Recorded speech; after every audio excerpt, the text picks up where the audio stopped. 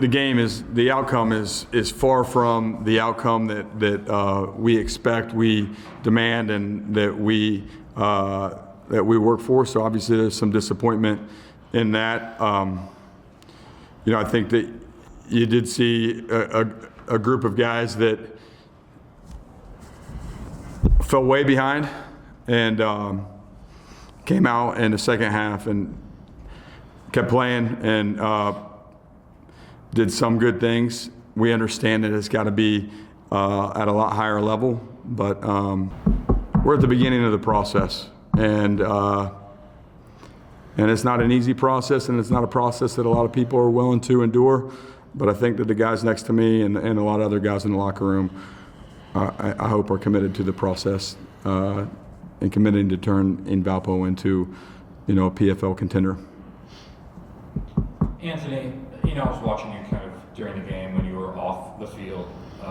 You were fired up on the sideline. You were kind of hyping up your teammates when the DC came over, and you were trying to get coaching in whatever way you could. Just kind of take me through your mindset of going through a game like that while not wanting to ever be out of the game. I mean, it's just got to be a mentality at some point, Every time, I'm on the field or off the field, and with the rest of the team, you just got to be hungry as a stray dog.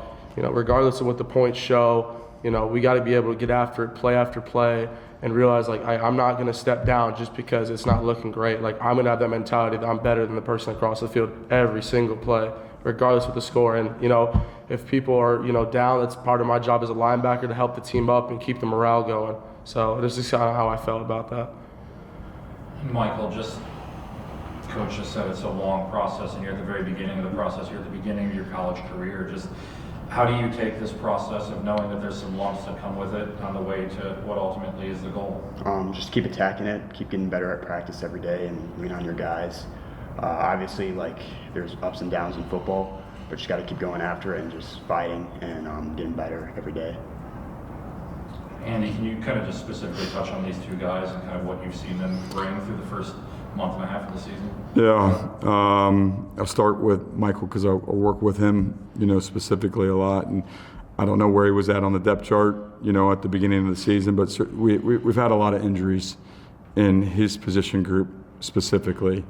And with injuries, comes opportunities for someone. I mean, at one point in time, we talked about maybe redshirting him, and I think that would be ideal for a lot of young players. As you build a program, you want to do that, but it just is not going to be a reality for this year because he is extremely consistent and has got a great work ethic, and I think that he has a bright future in front of him.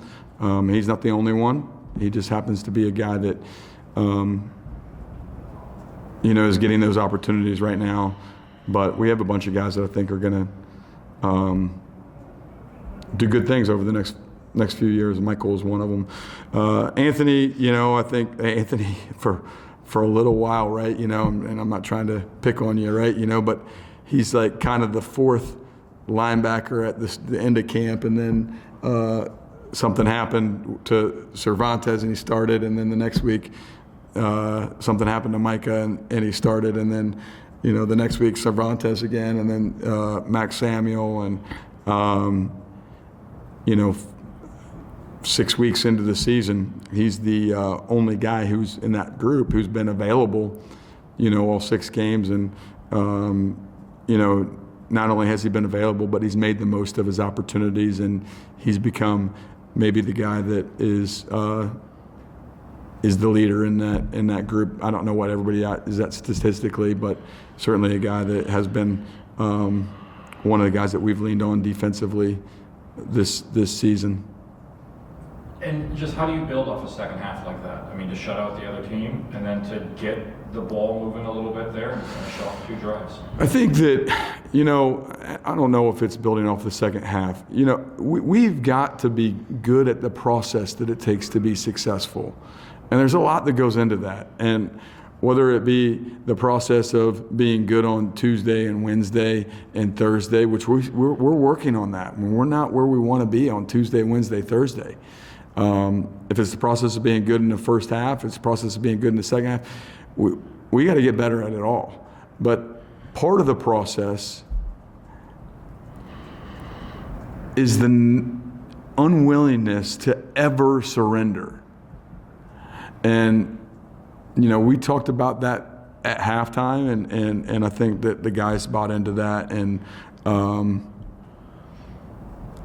it's a metaphor for football, but it very much absolutely is a metaphor for how we want to attack our life, and that will be at the forefront of this program. Thank you, guys. Yep.